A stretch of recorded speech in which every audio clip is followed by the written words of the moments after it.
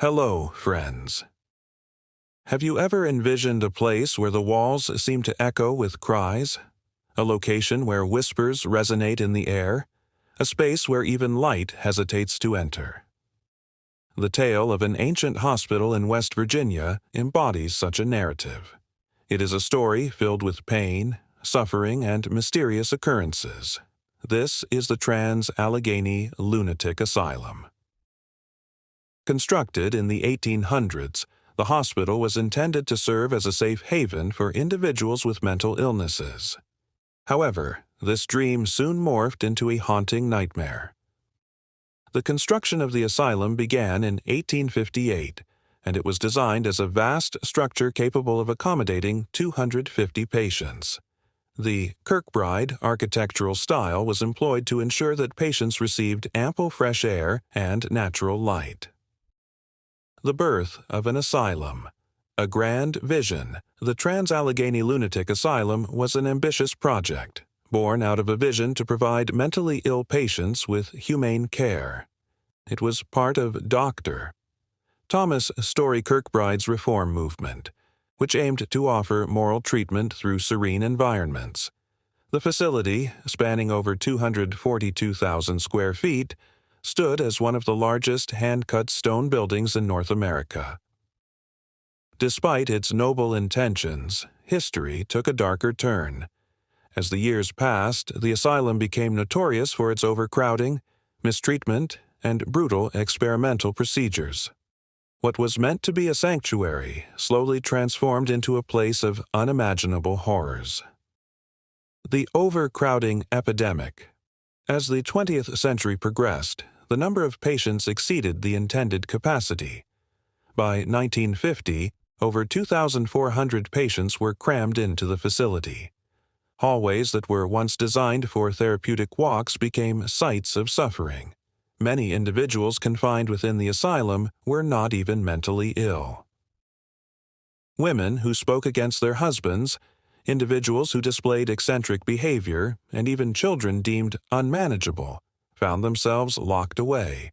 The criteria for institutionalization were so broad that something as trivial as reading too many novels could result in confinement.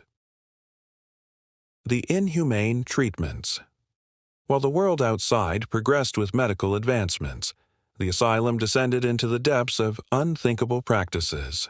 Doctors, desperate to find cures, experimented with electroshock therapy, insulin shock therapy, hydrotherapy, and the most infamous of all, lobotomies. The lobotomy was a horrifying procedure where a sharp instrument, often an ice pick, was inserted through the eye socket into the brain. It was meant to pacify violent patients but often left them in a vegetative state. Dr. Walter Freeman, known as the father of the lobotomy, reportedly performed over 200 lobotomies in a single day within the asylum's walls. Patients were often restrained, starved, and left to scream in agony as they wandered through the crumbling halls. The institution that was meant to heal had become a house of horrors. Paranormal encounters, the lingering spirits today. The Trans-Allegheny Lunatic Asylum is one of the most haunted locations in America.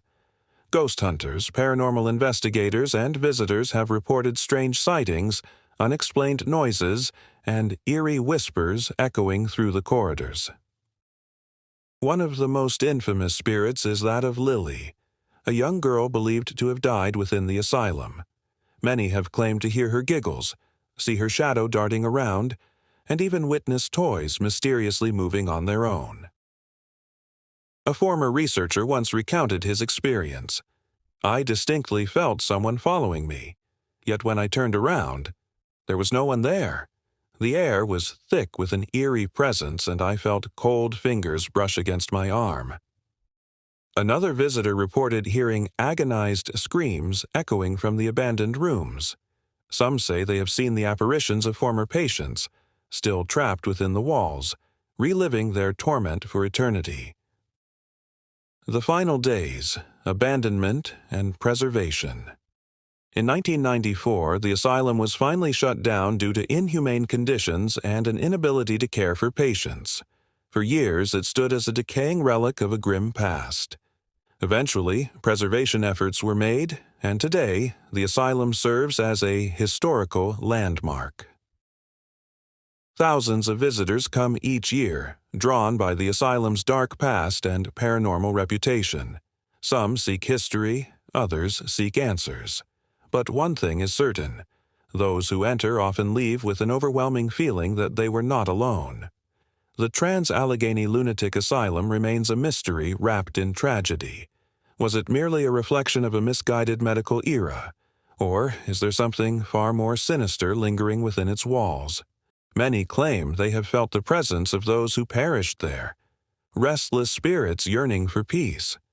Some dismiss it as paranoia, while others swear by their experiences.